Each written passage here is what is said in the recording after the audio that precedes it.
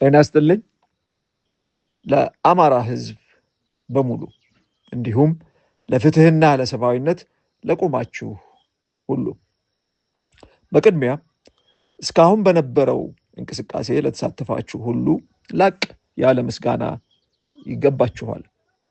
ድምጻችሁን በማሰማት ጊዜያችሁን በመስጠትና መድረኮቻችሁን ሁሉ ለዚህ ዓላማ በመጠቀም ላደረጋችሁት ተሳትፎ ምስጋና ይድረሳችሁ።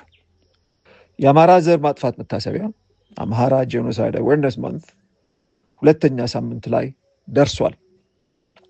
በዚህ ሳምንት ትኩረታችን በህዝባችን ላይ የታወጀው ጦርነት እያስከተለ ባለው አውዳሚ ሰብአዊ፣ ማህበራዊና ኢኮኖሚያዊ ቀውስ ላይ ይሆናል። በመጪዎቹ 2 ሳምንታት የሚከናወኑት ዋና ተግባራት የሚከተሉት ናቸው። አንደኛ፣ በሶስተኛው ሳምንት ስለ ህሊና እስረኞችና ድምፃቸው ስለታፈነ ወገኖች ድምፅ የሚኮንበት ይሆናል።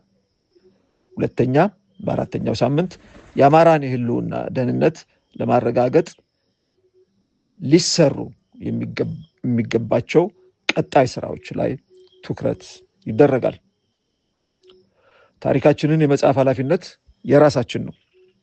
ይህ የመጀመሪያው እንቅስቃሴ እንዲቀጥልና ይበልጥ እንዲጠናከር በአክብሮት ሁላችንም እንተባበር። በጋራ በመቆም ዓለም የፍትህ ጥሪያችንን እንዲሰማ እናድርግ። አመሰግናለሁ። እስክንድር ነጋ ከትግል ሜዳ